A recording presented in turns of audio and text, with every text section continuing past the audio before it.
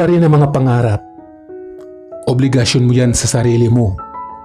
Kung gusto mo mang kumain ng balibalding lupa para malagay ka sa Guinness Book of World Records at maipagmalaki ng bansa natin, sige lang, no si balasi.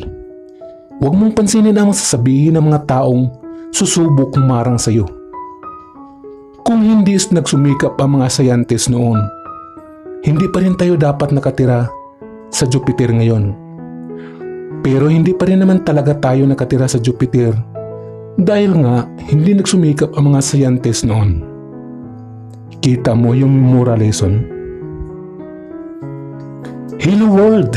Hello Philippines! Magandang araw ulit sa inyo. Magpasalamat tayo sa puong lumikha dahil another life at another journey na naman ang ating haharapin. Nang dahil sa tulong at gabay niya, tayo'y patuloy na umasa at lumalaban sa anumang pagsubok na darating sa ating buhay. Ang nakaraan sa kwento ng Sanay Ako Na Lang, Chapter 37, Season 2. Magkasama sila Miles at Rex sa isang branches ng kanilang sariling negosyo. Dahil sa pagsisikap nila ay napalago ito hanggang sa umabot ito ng 5 store branches. Binigyan ng tips si Rex ni Miles kung ano ang gawin para siya makapagdesisyon ng tama. Pinuntahan si Rex ni Sheena para makipag-ayos. Humingi ng sorry si Sheena at buong puso itong pinatawad ni Rex. Super bait ng ating bida, no? Nagipagkita si Mark kay Rex sa huling pagkakataon dahil aalis na sila papunta ng probensya kasama ang kanyang mag-ina. Nalungkot pa rin si Rex sa kabila ng kasiyahan nila Mark noong gabing nagbanding sila. Nagpromise sila sa isa't isa na best friend forever pa rin kahit sila ay magkalayo. Kinabukasan, maagang bumisita si Greg at Emma sa bahay nila Rex at para kausapin ang ating beda.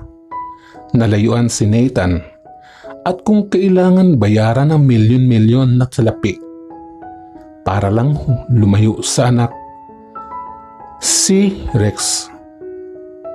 Pero di nagpatinag si Rex kahit na-insulto ang sarili niya at ang pamilya niya ay pinaglaban pa rin niya si Nathan. Ready na ang lahat sa kasal nila Ana. Sinabihan niya si Jasmine na huwag na daw dagdagan pa ang nakalista sa visitor list at bantay sarado rin ng mga gwardyang simbahan para siguradong walang ibang makapasok sa oras ng kasal. Pinapunta niya si Rex sa office niya para hingin si Nathan. Gusto pa niya bayaran si Rex kahit salapi o alahas. Pero sabi ni Rex, hindi niya kailangan ang anumang mga ari-arian na meron si Ana para lang ibigay niya si Nathan. Pero di nasilaw pa rin siya sa salapi dahil hindi mapira ang ating bida. Kinaumagahan, nagmamadaling pumunta si Rex sa airport kung saan paalis na si Dan papuntang abroad. Tinakbo nila ang daan papunta sa airport dahil super mega ang traffic. Hinahanap nila si Dan at nakita niya ito. Tumakbo siya at niyakap ito ng mahigpit dahil sa wakas naabutan pa rin niya si Dan. Si Nita naman ay nawala na ng tiwala sa sarili at nawala ng pag-asa na darating pa ang kanyang my loves. Gusto pa ng mga kaibigan niya na takasan ang kasal pero buo na ang desisyon ni Nathan. Itutuloy niya ang kasal. Kinausap niya ang Mami Emma niya at sinabihang iyakap na lang daw siya kay Rex pag nagkita sila. Todo suporta naman ang Mami Emma niya. Samantalang malapit na ang seremonya ng kasal, nagtalo naman sila Greg at Emma sa sitwasyon ng kanilang anak ngayon. Dahil sa totoo lang, labag din sa kalooban ni Emma na ikasal ang kanyang anak sa taong hindi mahal. Ang tanong, matutuloy kaya ang kasal? Pwes, panoorin ang buong video para malaman natin ang buong storya. Handa na ba kayo? Okay, sit back and relax. Simulan na natin ang kwento sa Sana'y Ako Na Lang, Chapter 38, Season 2.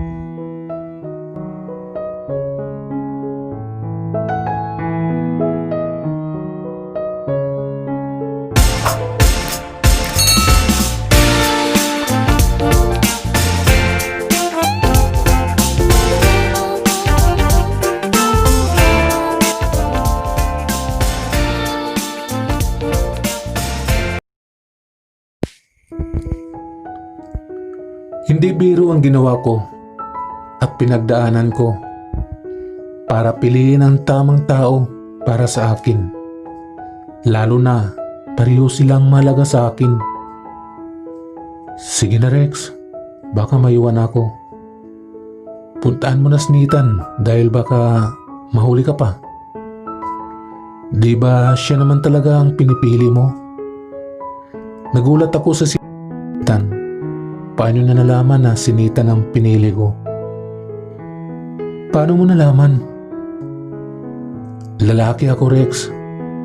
Alam ko kung talagang mahal ako o hindi. Ramdam ko na minahal mo talaga ako. Pero mas mahal mo si Nathan, di ba? Sorry, pinilit ko naman talaga eh. Huwag kang humingi sa akin ng sorry.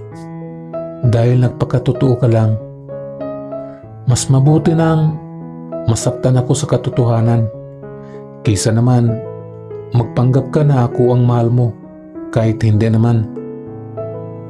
At kapag nalaman kong nasaktan ka na naman dahil kay Nathan, uuwi agad ako at bugbugin ko siya.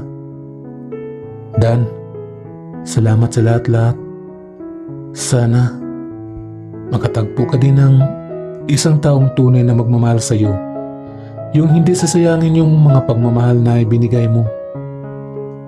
Lagi kang mag-iingat at sana pagbalik mo, may maipakilala ka na sa akin. Sa huling pagkakataon ay niyakap ko ng mahigpit si Dan. Maswerte ako at nakilala ako ng isang taong tulad niya.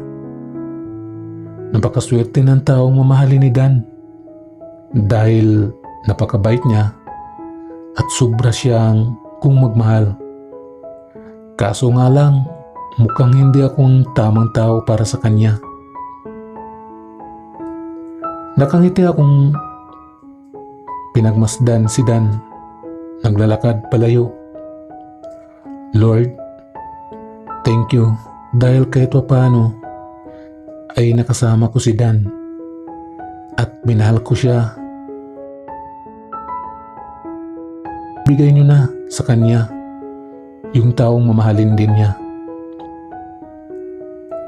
Naramdaman ko na naman ulit yung nararamdaman noong nagpaalam sa akin si Mark. Ang hirap talaga kapag nagpaalam sa iyo na alis yung isang importanteng tao sa iyo.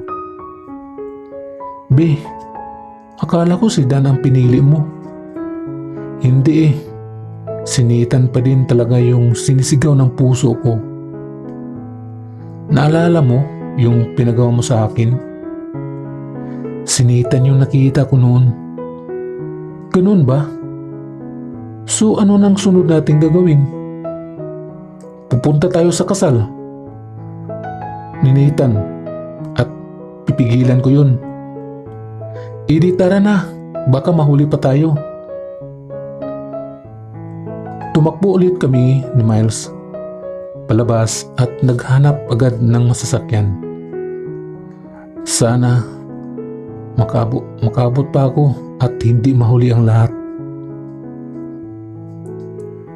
Mukhang wala na talaga makakapigil sa kasal namin ni Nathan. Sobrang saya ko dahil mag-iisang dibdib na kaming dalawa. Kompleto ang buong pamilya ko para saksihan ang pinakamasayang pangyayari sa buhay ko. Maraan akong naglalakad sa gitna at sinundo ako ni Daddy. You look so beautiful, my daughter. Thank you, Dad. Si Nathan naman, nag-aantay lang sa akin sa harap. Alam kong nagdalawang isip si Nathan, pero wala na siyang magagawa. Balang araw, matutunan mo rin akong mahalin at makalimutan niya si Rex. Pagdating ko sa harap, ay hinawakan na ni Nathan ang kamay ko at pumunta kami sa may gitna. Medyo mabigat ang pakiramdam ko. Parang may hindi magandang mangyayari. Father, pwede simulan na po natin agad? Sige po. Pero bago kayo magsimula, meron ba sa inyo ang nais pumigil sa kasal? Medyo nainis ako sa sinabi ng father. Kailangan pa talaga i-announce? Tahimik lang ang lahat. Kaya nagsimula na magsalita ang father. Sinabihan ko siyang pakibilisan dahil masama talaga ang pakiramdam ko. Do you, Ana Ramirez, take Nathan to be your lawfully feeding husband, promising to love and cherish through joy and sorrow, sickness and health, and whatever challenges you may face for as long as you both shall live? Yes, Father. Mabilis kong sagot. Do you, Nathan, take Ana Ramirez to be your partner in life and to share a path of life, equal in love, embrace as a mirror for your true self, promising to honor and cherish her through good times and bad times, until death do you part? Hindi agad nakasagot si Nathan at parang nag-iisip.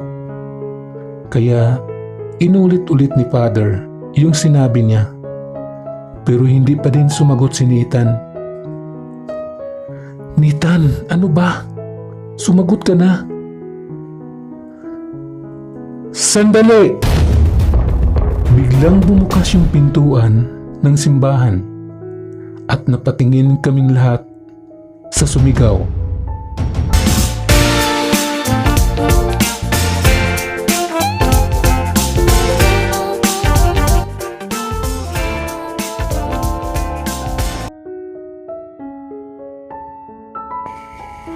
What the? Si Rex? Paano siya nakapasok? Paano nalampasan yung mga guards na ni-hire ko? Sino nang pupasok sa kanya? Kita kong napangiti si Nathan at nakatitig kay Rex. Nathan! Muling sigaw ni Rex. Iniwan bigla ni Nathan yung engagement ring namin. Sorry, Ana. Sinubukan kong pigilan si Nathan, pero tinanggal niya lang yung kamay ko sa braso niya at tumakbo na siya papunta kay Rex. Kahit ang daddy niya, walang nagawa. Nathan, bumalik ka dito. Hindi mo ako pwedeng iwan sa mismong kasal natin. Wala akong nagawa, kundi ang umiyak na lang. Lumapit sa akin sila daddy at mommy para i-comfort ako, pero masyado talagang masakit yung nangyari. Sobrang nahiya ako. Bakit kailangan pang mangyari ito? Tumakbo na paalis si Nathan habang buhat-buhat niya si Rex. Wala na, sira na ang akala kong magandang pangyayari sa buhay ko. Ana, sorry sa ginawa ni Nathan. Don't worry, I will talk to him. Hindi niya dapat ginawa to sa'yo. Enough, Mr. Greg. Maybe this is the end of our partnership. What do you mean, Mr. Ramirez? After what happened, do you really think that I will trust you again? Your son hurt my daughter. And what do you expect? That I will invest a big amount of money to your company? No way! Let's talk it first, Mr. Ramirez. Please stop! Huwag na kayong mag-away. Dad, umuwi na lang tayo please. Pakiusap ko sa daddy ko. Sa sobrang sakit na naramdaman ko, ay parang naubusan ako ng lakas at anumang oras ay tutumba na ako. Sigurado ako na magiging hot topic na naman ako, lalo na sa mga business partners ni Papa. Kung pwede lang paliparin yung sinasakyan namin ni Miles, ay ginawa ko na para makarating agad kay Nathan. Pagkabayad namin ni Miles, ay tumakbo na naman kami papuntang simbahan para kaming sumali sa marathon dahil kanina pa kami takbo ng takbo. Sandali, saan kayo pupunta? Biglang may humarang sa amin ng mga lalaki. Kuya, kasal kasi ng friend namin, kaso medyo na-late kami. Anong pangalan niyo? Ako po si Miles at siya naman si Rex. Lumapit yung lalaking sinabihan ni Miles doon sa mga babaeng nakaupo sa labas ng simbahan. At may binulong, tapos bumalik din siya agad sa amin. Pasensya na po, pero wala po kayo sa guest list, kaya hindi po kayo pwedeng pumasok. Kuya, please papasukin niyo kami. Baka nakalimutan lang ilagay yung mga pangalan namin. Pasensya na talaga, mahigpit na ipinagbilin sa amin na huwag papasukin ang mga wala sa listahan. Lalo akong kinabahan sa sinabi ng lalaki sa amin. Bawat segundo ay mahalaga. Sa mga oras na to, baka magsimula na ang kasal at mahuli ako. Kuya, saglit lang kami, may kakausapin lang kami. Pagkatapos, alis na kami agad. Pakiusap ko sa lalaki. Huwag na kayong makulit dahil hindi namin kayo papasukin. Dahil wala na talaga akong choice, ay tinakbuhan ko yung lalaki. Kaya lang, papasok pa lang ako ay may humarang na sa akin ng mga lalaki at hinawakan ako. Ano ba? Bitawan niyo ako. Ang tigas ng ulo mo. Sinabi ng bawal kang pumasok. Hinila ako palayo ng mga lalaki. Pumapalag ako pero hindi nila ako binibitawan. Lord help me. Baka hindi ko na mapigilan ang kasal ni Nathan. Ano nangyayari dito? Bigla may dumating na babae. Kaya napatigil sila sa paghila sa amin. Ma'am, ito po kasi nagpipilit na pumasok, hindi naman siya imbitado. Jasmine? Nabuhayan ako bigla ng loob nang makita ko ang isang dating kaibigan. Rex! Ma'am, kilala niyo po siya? Yes kuya, kaya bitawan niyo na yan. Bitawan niyo na siya, utos ni Jasmine sa mga lalaki. Binitawan naman ako ng mga lalaki at umalis na din agad.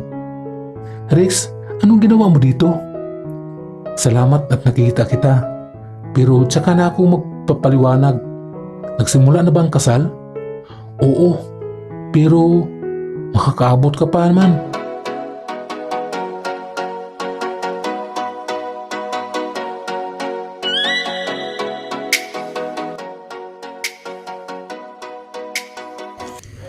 Talaga? Jasmine, thank you ulit. Pero kailangan ko pang puntahan si Nathan. Baka mahuli pa ang lahat. Okay, sige. Wala na akong sinayang na segundo at tumakbo na agad ako papasok sa simbahan at binuksan ang malaking pintuan. Sandali! Napatingin agad sa akin lahat ng mga tao sa loob. Sa isang iglap lang ay nakatuon sa akin ang kanilang mga atensyon. Nathan! Nakita ko si Nathan, nakatabi si Ana. Diyos ko, sana makaabot pa ako. Napatingin sa akin si Nathan at biglang ngumiti, sabay takbo papunta sa akin. Na makalapit kami, ay nagyakapan kaming dalawa. Akala ko hindi ka na darating eh. Akala ko tuluyan na talagang mawala ang pagmamahal mo sa akin. Kahit ni minsan, hindi nawala ang pagmamahal ko sa iyo, Nathan. Dahil umpisa pa lang, ikaw na talaga ang minahal ko. Kikiligin na ba ako, my loves? Iwan ko sa iyo. Kanina pa ako hindi mapakali dahil akala ko hindi ako ang pipiliin mo. Pwede ba yun? Siyempre, mahal na mahal kita. Mahal na mahal din kita, my loves. Isang halik ang binigay sa akin ni Nathan at hindi ako nagdalawang isip na halikan din siya pabalik. Mahal na mahal ko si Nathan. At hindi ko nahayaang siya pang mawala pa sa akin. Nathan, come back here! You can't do this to Ana! Natakot ako bigla sa sigaw ni Tito Greg. Halatang galit na galit siya. Pati yung mga tao ay nagbubulungan na halatang naguguluhan din sa mga nangyayari. Sorry Dad! Pero mahal ko talaga si Rex. Hinuwakan ni Nathan ang kamay ko at bigla akong binuhat. Nathan, anong ginawa mo? Aalis na tayo dito. Tinakbo ako ni Nathan palabas ng simbahan. Ang nagawa ko na lang ay umakap sa kanya at magtiwala sa mga gagawin niya. Oh my gosh, B! Akala ko hindi mo na maabutan si Nathan ng single ang status. Bungad sa amin ni Miles nang makita niya kaming lumabas. Rex, anong ibig sabihin nito? Nathan, bakit nandito ka? Hindi ba ikakasal ka kay Ana? Alam mo naman sigurong kung sino ang mahal ko. Now I know, kayo pa din pala. Hanggang ngayon? Oo, Jasmine. At salamat sa iyo. Kasi kung hindi ka dumating, baka hindi ko na naabutan si Nathan. At tuluyan na siyang naikasal. Masaya ako para sa inyong dalawa. Lalo na sa iyo, Rex. Akala ko hindi na tayo magkikita. Jasmine, pasensya ka na ha. Pero kailangan na naming umalis. I-message na lang kita sa Facebook para makapagpasalamat ako sa iyo ng maayos. Walang anuman, Rex. Sige, umalis na kayo. Baka maabutan pa kayo dito. Nagmamadali na kaming umalis nila Nathan at Miles. para hindi na kami maabutan. Tsaka na siguro namin isipin na ang posibleng consequences. Ang importante ngayon ay magkasama na kami ni Nathan.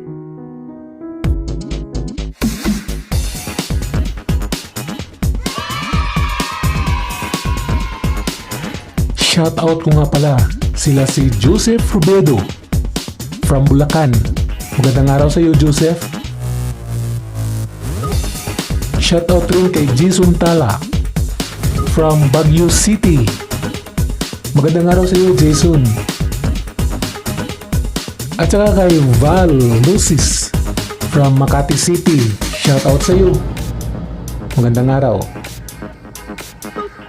At saka kay Paul Baring from Luzon. Hindi ko alam kung saan talaga yung lugar niya. Shout out sa iyo.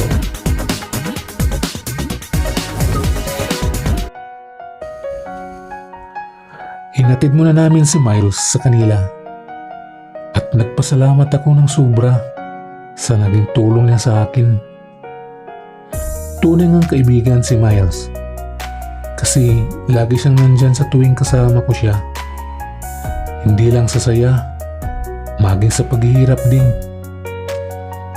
Nathan, saan tayo ngayon? Hindi ko din alam, my loves. Pero ang importante ngayon ay magkasama tayo. Pero paano ang daddy mo? Sigurado ako galit na galit ngayon sa'yo. Lalo na sa akin kasi hindi ko na natapos ang sasabihin ko dahil tinapala na ni Nathan ang bibig ko ng isa niyang daliri. Shhh!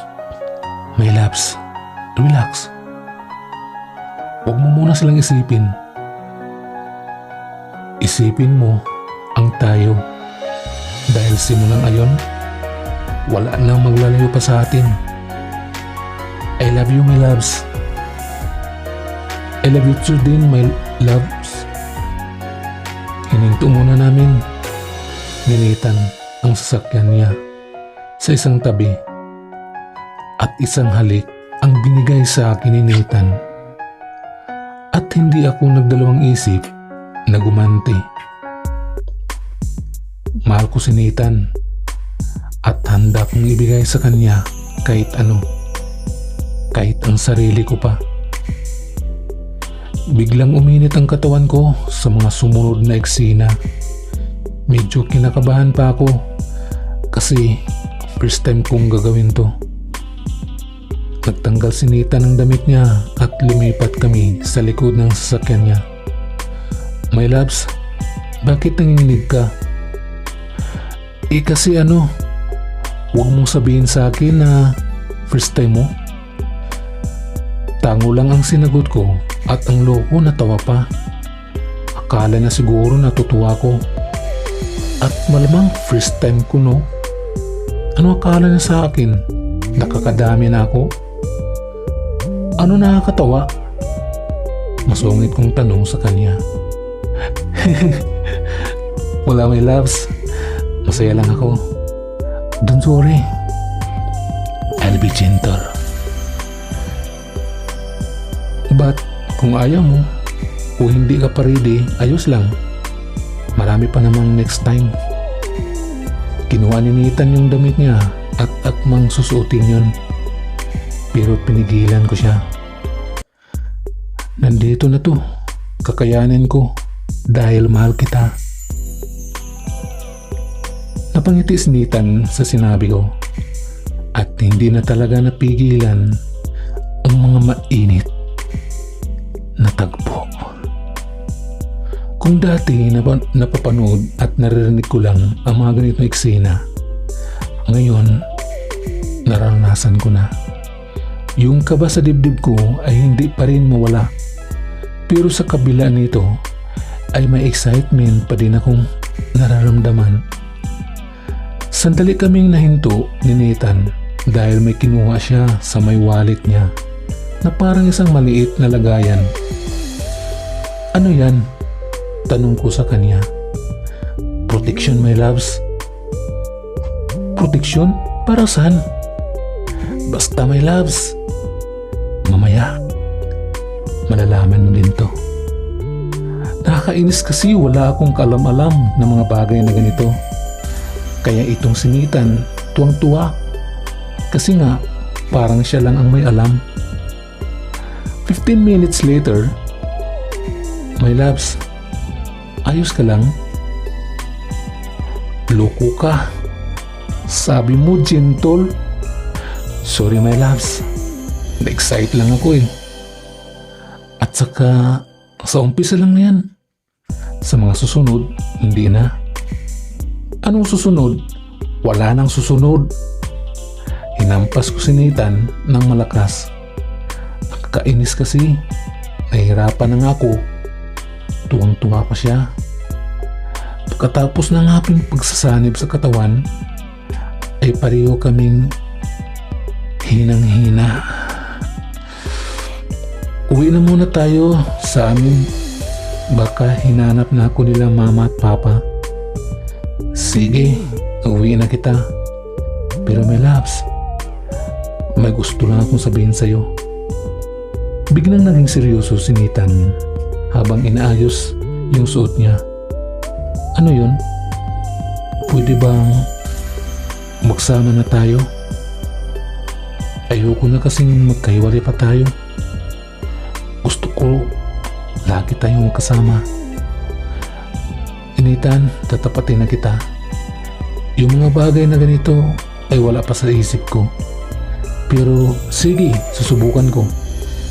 Kaya lang, kailangan ko munang hingin ang opinion nila papa. Sige my loves, kahit ano pang desisyon nila tito at tita, ay gagalangin ko. Dahil mahal na mahal kita at ang mga taong mahal mo ay mahal ko din sila. Sabay na kaming umuwi ni Nathan. Ako naman medyo hirap maglakad. Ganito pala ang pakiramdam kapag ginawa mo ang isang bagay na katulad sa nangyari kanina. My loves, gusto mo buhatin na kita? Hindi na. Kaya ko pa namang maglakad. Inalalayan na lang ako ni Nathan hanggang sa makapasok kami sa loob ng bahay.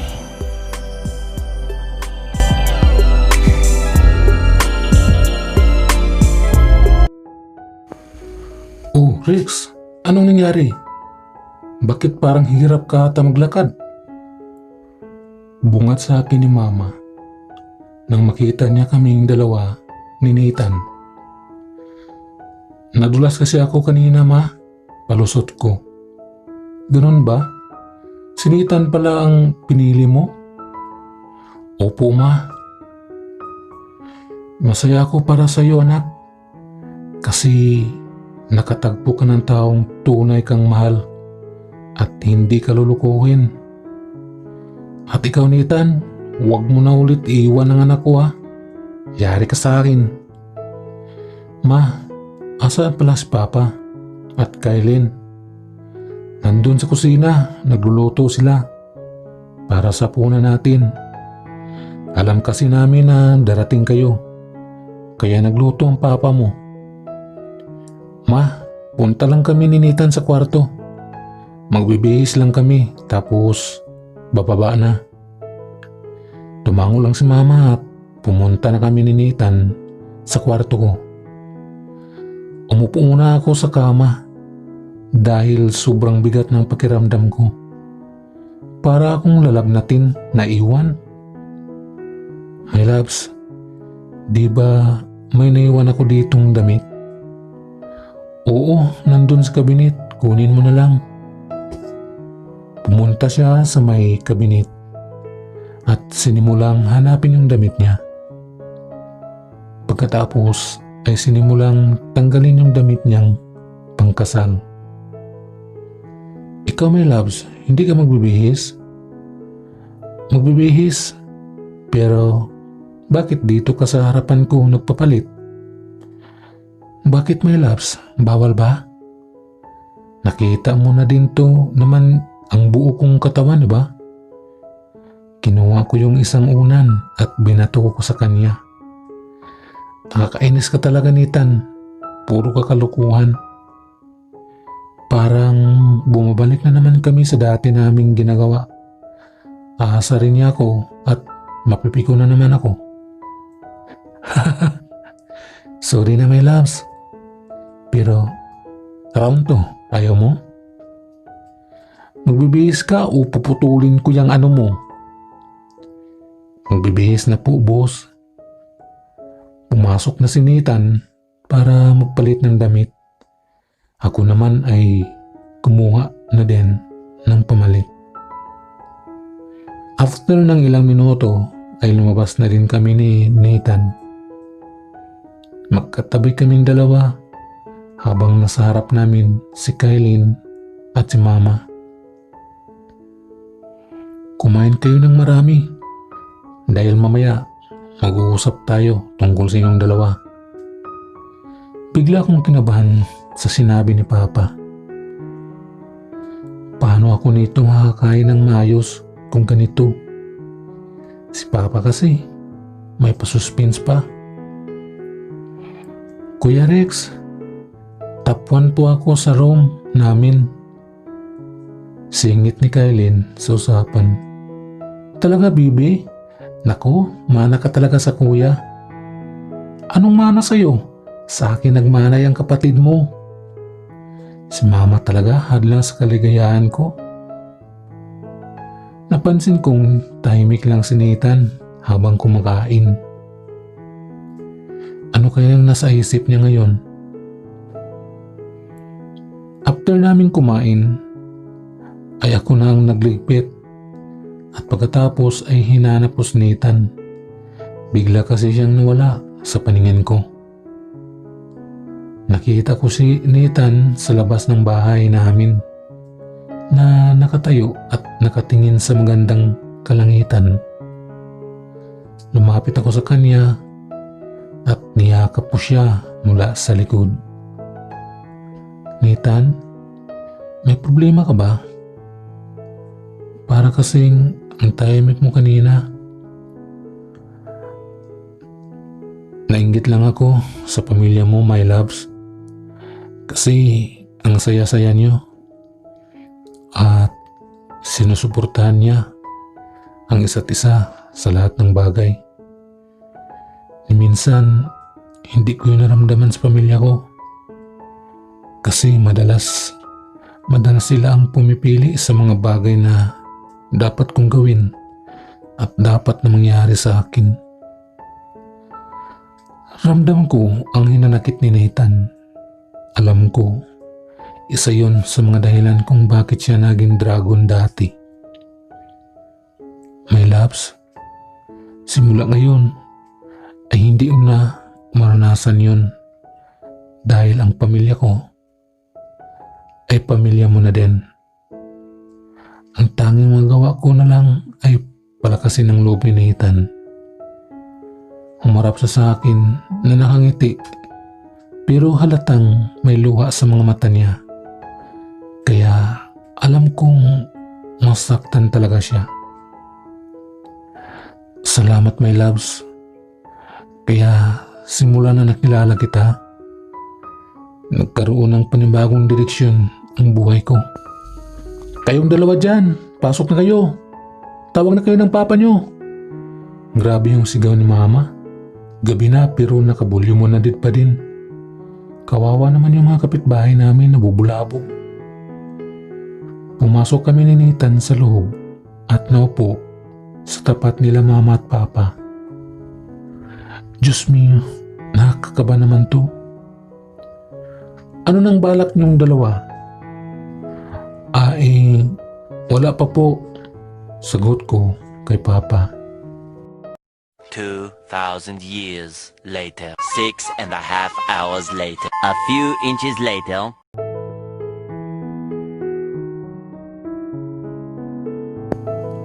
Balak sana namin ni Rex na bumukod na. Medyo nagulat ako sa sinabi ni Nathan. Pero hinawakan niya ng mahigpit ang kamay ko at parang sinasabing magtiwala ka lang. Napumuntong hininga naman si Papa sa narinig niya. Hindi biro ang bumukod, lalo na't wala pa kayong mga trabaho. Saan kayo kukuha ng mga pangaraw-araw niyong gastusin? Bago niyo gawin ng isang bagay, ay pag-isipan niyo muna ng 10 bisis. Alam ko po, Tito, pero bilang lalaki, responsibilidad ko po ang anak niyo at hindi ko po siya pababayaan dahil mahal na mahal ko po si Rex. Naniniwala naman ako sa mga sinasabi mo. Sa panahon kasi ngayon, hindi sapat na mahal mo lang ang isang tao. Mahal mo nga pero pareho naman kayong mamamatay sa gutom. Ano pang silbi nun? Magtatrabaho po ako, Tito, at gagawin ko ang lahat. Magkaroon lang ng maayos na buhay si Rex. Ang sarap marinig ng mga sinasabi ni Nathan. Mga bata nga talaga ngayon, wala naman akong magawa kung yan ang gusto nyo. Ang tanging magawa na lang namin ay suportahan kayo. Pero may isa pa ding problema ang daddy mo. Alam na ba niya ang tungkol dito? Opo, Tito.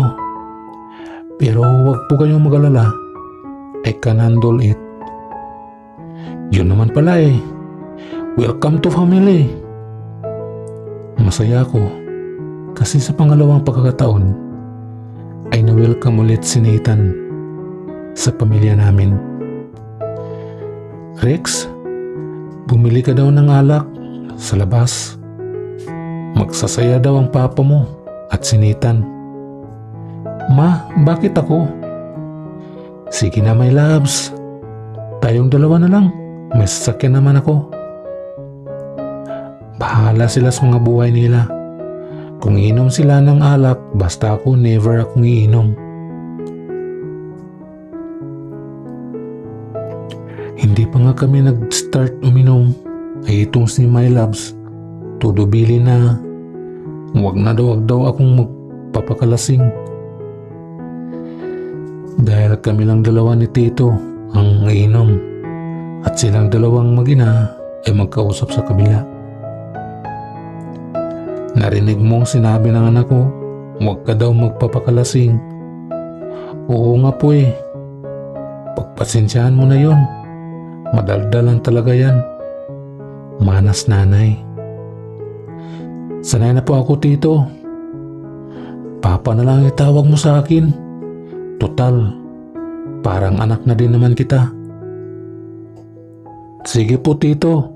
Ay, Papa pala. Mahal naman namin si Rex. Kaya nga, nang malaman namin na may burpee na siya, ay pinayuhan agad namin siya. Kasi alam mo naman, dahil sa kasarian niya, baka mahirapan siya makatanggap o makatagpo ng taong magmamahal sa kanya. Hanggang sa lumating ka at nagbagong lahat. Alam niyo pa, masaya nga po ako nang makilala ko si Rex. Kasi dati wala talagang direksyon ng buhay ko dahil nga sa sitwasyon ng pamilya ko. Pero simula nang dumating si Rex, nagkaroon ng kulay ang madilim kong mundo. Sana magtagal kayo ng anak ko at may pakita nyo sa ibang tao ang tunay na kahulugan ng pag-ibig na hindi lang babae at lalaki ang may karapatang sumaya. Mukhang hindi ko may pangako kay my loves na hindi ako malalasing nito dahil ang daming alak nakalapag sa lamesa. After an hour, medyo nararamdaman ko na ang tama ng alak sa akin. Si Papa kasi grabe makatagay. parang wala nang bukas. Maya-maya ay lumapit na sa amin si Rex at pinapatigil na kami. Pa, Nathan, tama na yan. Kanina pa kayo. Malapit na to anak. Masyado mo naman namimiss agad si Nathan. Oo nga pa. Miss na agad ako ng anak nyo. Sinakyan ko na lang ang biro ni Papa kay Rex. Natutuwa kasi ako kapag napipikon ang my loves ko. Mamaya na lang kayo mag-loving-loving pag katapos nito. Si Papa, lasing na talaga kung ano-ano nang sinasabi. Biro lang anak. Sige na, bumalik ka na dun. Bumalik ka na dun sa mama mo. Tatapusin lang namin to ng manugang ko. Lasing na nga talaga si Papa. Manugang na ang tawag sa akin. Si Rex naman ay wala na din nagawa kundi ang balikan si mama. Pa, ubusin lang natin to Medyo napaparami na rin po tayo eh. Oo nga eh. Pero maiba tayo Nathan. May nangyari na ba sa inyo ng anak ko?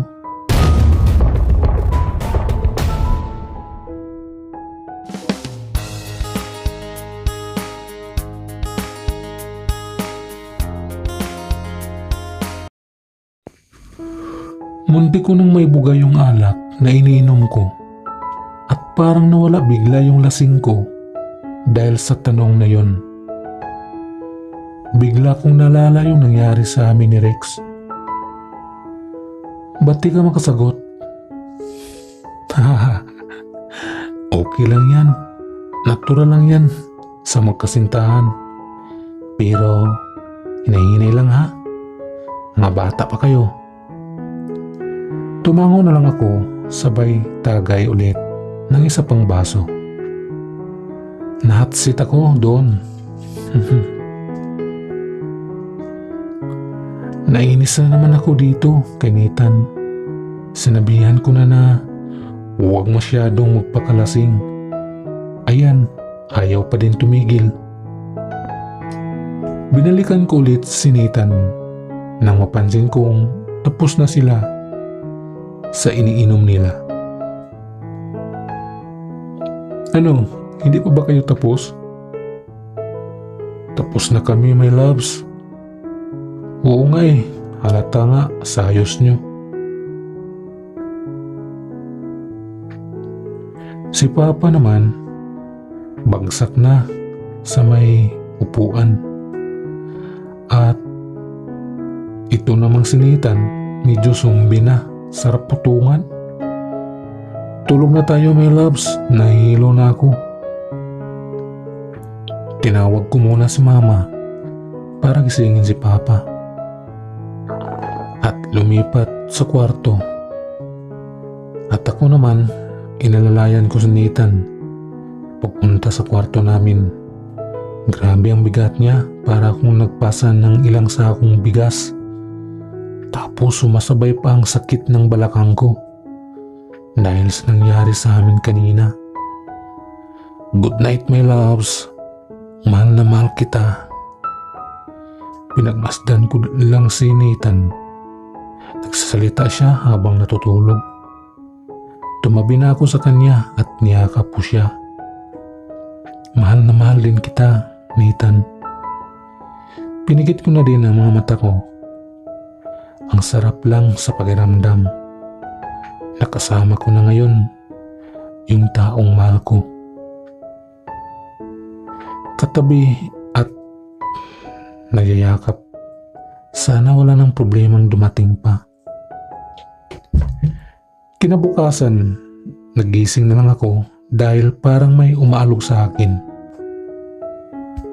Pagdilat ko, si Nathan, ginigising na pala ako. Oh, bakit? May problema ba? My loves, kuhaan mo nga ako ng malamig na tubig. Ang sakit ng ulo ko. Ay nako, bahala ka dyan. Yan kasi, inom-inom.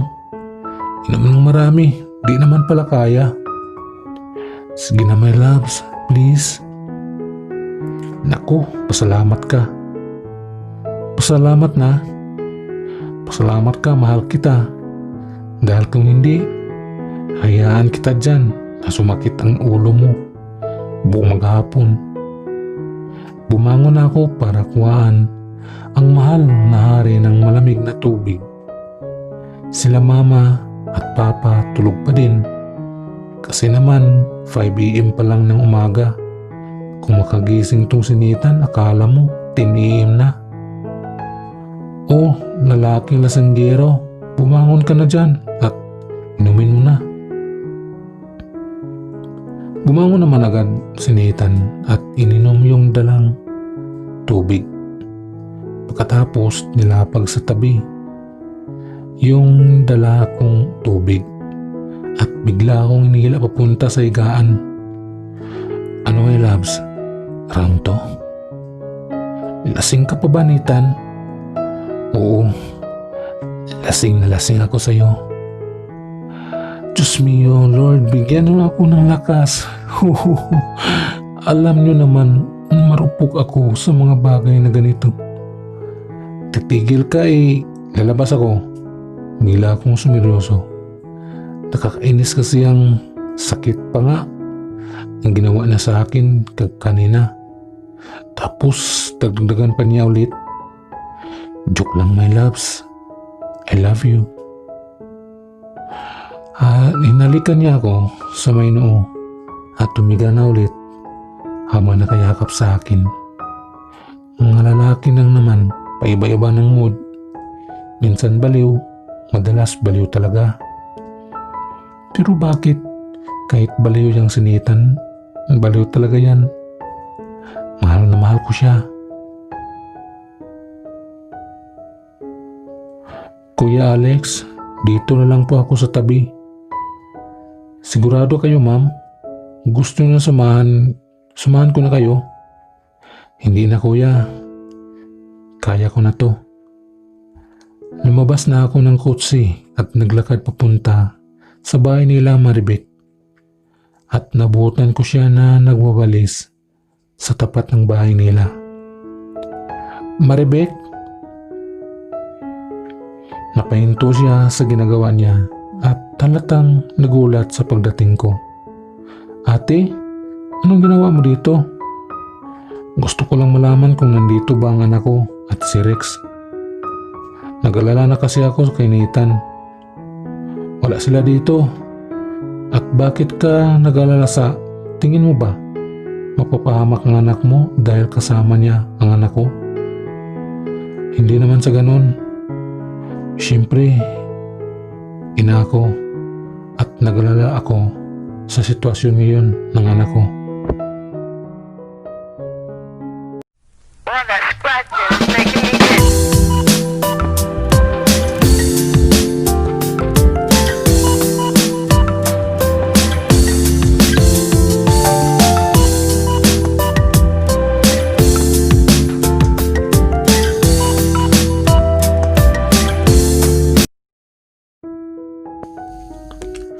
Kaya please, kung nandyan siya, ipakiusap mo naman siya sa akin. Wala nga siya dito kaya makakalis ka na. Bakit ba parang galit ka sa akin? Huwag mo nang tanungin kung galit ako sa'yo. Dahil baka hindi mo magustuhan ang mga sasabihin ko. Sige, sabihin mo sa akin kung bakit. Dahil sa asawa mo. Muntik nang mamatay ang asawa ko dati. Kala mo hindi namin alam na ang asawa mo ang huling kausap ng asawa ko bago siya inatake sa puso. Nagulat ako sa sinabi ni Vic. Si Greg? Pero hindi gagawin yun ni Greg. Oo, mawang mata siya. Pero hindi siya killer. Hindi totoo yung sinasabi mo. Malamang, hindi mo ako paniniwalaan. Kasi nga, kapatid mo lang ako, di ba? Siyempre, doon ka maniniwala sa asawa mo. Ate, sobra na. Sobra na ang asawa mo sa panlalait sa pamilya ko. Lalong-lalo na kay Rex. Kung ako ang nilalait niya, okay lang sa akin. Pero kapag anak ko na, sobrang sakit, ate. Kung may galit ka sa asawa ko, bakit pati ako dinadamay mo? Kasi hindi mo tinatapa ang mga mali niya. Mag-asawa kayo, pero wala kang nagagawa. Alam mo ate, dati, hanga ako sa'yo at inggit na inggit kasi ikaw maginhawa yung buhay mo habang kami, isang kahig, isang tuka. Pero ngayon hindi na. Kasi yung totoong mahina ka dahil sunod-sunuran ka lang sa asawa mo. Para akong sinaksak ng bawat salitang binibitawan ng kapatid ko. Totoo kasi lahat yun. Hanggang ngayon, si Greg pa din ang nagdidikta sa mga dapat kong gawin. At ni minsan, hindi ako nagkaroon ng lakas ng loob para suwayin siya. Anak ko lang pinunta ko dito. Huwag mo nang pabayan pang usapan. Alam mo ate, hindi ako magtataka ngayon kung bakit mas gusto ni Nathan ang lumayo sa inyo. Dahil may mga magulang nga siya, hindi naman iniisip ang makapubuti para sa kanya. Isang sampal ang pinakawalan ko kay Maribek. Hindi ko kasi nagustuhan ang panghimasok niya sa pagiging magulang ko. Wala kang karapatang questionin ang pagiging magulang ko kay Nathan. Hindi ikaw ang nagiging perpekto sa pagpapalaki sa mga anak mo. Ako naman ang sinampal ng kapatid ko. Hindi ako perpektong magulang, pero pinalaki ko ang mga anak ko na may takot sa Diyos. Pinalaki ko sila na huwag mangapak sa mga taong mas mababa sa kanila. At higit sa lahat, pinalaki ko sila para hindi laitin at saktan lang ng ibang tao. Bawat salitang lumalabas sa bibig ni Maribek, ramdam ko ang sakit. Parang matagal na niyang kinikimkim ang galit niya. Ate mo pa rin ako, kaya wala kang karapatang sagutin ako ng pabalang. Ate, hindi ikaw yung ate ko dahil yung ate ko hindi sunod-sunuran. Yung ate ko may paninindigan at yung ate ko itatama yung mga mali na nagagawa ng pamilya niya. Ikaw, naitama mo ba yung mga kamali ng asawa mo? Nasaktan ako sa mga sinabi niya kasi totoo lahat yun. Minsan, hindi ko nakukontra si Greg dahil ang alam ko, iniisip lang niya ang makakabuti sa amin ni Nathan. Pero hindi. Hindi pala. Tama ka, mahina ako. Pero pinagsisihan ko na ang lahat na yun. Kaya nga gusto kong makausap ang anak ko para may tama ko ang mga mali ko. Bumalik ka na lang sa susunod kapag sigurado ka na. Pero sa ngayon, sarado ang pinto ng bahay ko para sa'yo at lalong-lalo na sa asawa mo. Pumasok na si Maribek sa loob ng bahay nila at pinagsarahan ako ng pinto. Napaupo na lang ako sa isang tabi at walang nagawa kundi ang umiyak. Oh Maribek, bakit ka umiyak? Ate, inaway po ako ng mga kalaro ko. Ano? Asan sila? Tara, puntahan natin. Bilang nakatanda at ate ni Maribek, ay masakit para sa akin na nakikita siyang umiyak. Kaya bilang ate niya, ako ang magiging tagapagtanggol niya. Dali-dali kong pinuntahan ang umaway sa kanya at pinagalitan ko yung batang maldita na yun. Bakit may naaway ang kapatid ko? Kasi ang kulit niya. Sabi na nga na hindi siya pwede sumali, nagpupumilit pa. Kahit pa, dapat hindi niyo pa din siya inaway. Umuwi na nga kayo. Nilagyan ko siya ng mata. At ayun, nagtakbuhan sila paalis. Bahala sila kung magsumbong sa mga nanay nila. Oh, nakita mo yun? Inaway na din ni ate yung mga umaway sa'yo. Salamat ate, kaya idol kita. Kasi ang tapang-tapang mo. Kapag lumaki na ako, gusto ko maging katulad mo. At ako naman ang magtatanggol sa mga aaway sa'yo. Ang sarap lang balikan ng mga panahong sobrang close pa namin kami mga kapatid at lagi kami magkasama. Simula kasi nang magsipag-asawahan na kami, hindi na rin kami masyadong nakakapag-banding. Hanggang sa dumating na nga ang nagkaroon ng conflict ang mga pamilya namin. Pero bilang ate ako ang dapat ang umayos nila.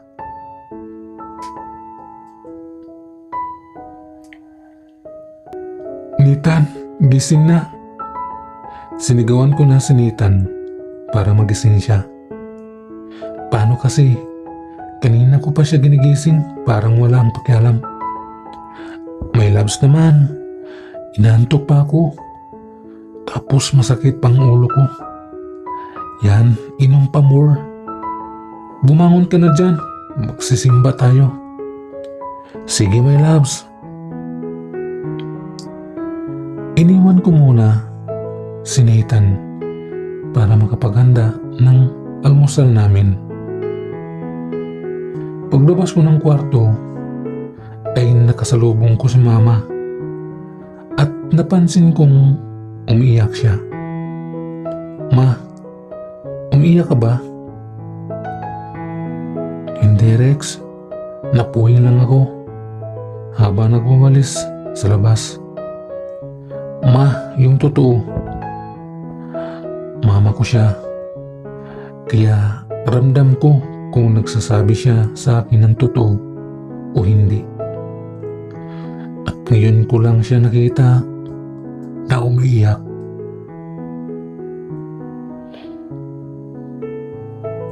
Ayun, nakausap kami ng tita mo kanina at naglabasan kami ng sama ng loob at nagkasagutan. Pero huwag mo munang isipin yun.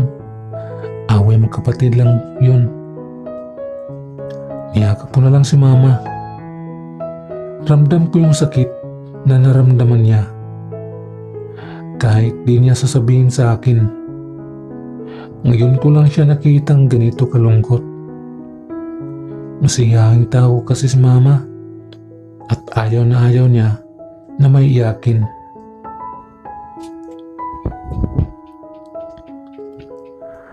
Abangan ang chapter 39. Maraming salamat at sana sa chapter na ito ay may nakuha kayong aral at inspirasyon. Abangan ang susunod pang mga kaganapan na bumabalot sa kwentong ito. Take care always. Have a nice day.